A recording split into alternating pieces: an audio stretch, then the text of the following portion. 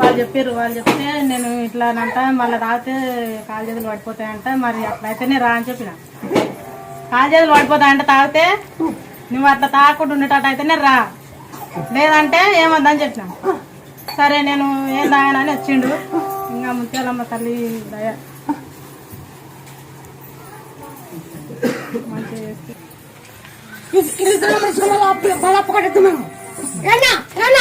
నూరు పక్కన మళ్ళా 4 సున్నాలు చేరేదని చెప్తారు కదా. ఏం ఇప్పించుకుంటున్నాం మేమే అప్పు పడినాం. నీకు 50 రూపాయలు అప్పు పడిందాం, దాన్ని ఇప్పుడు ఇప్పించుకుంటున్నాం. అది ఇప్పుడు ఇప్పించుకుంటున్నాం. ఇంత మధ్యలో మన వాళ్ళని పిలిచారు కదా. ఏదో రూపంలో బాకీ మేము కూడా అట్లా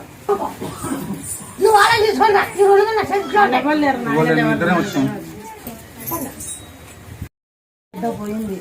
వచ్చిన మొక్కుకున్నా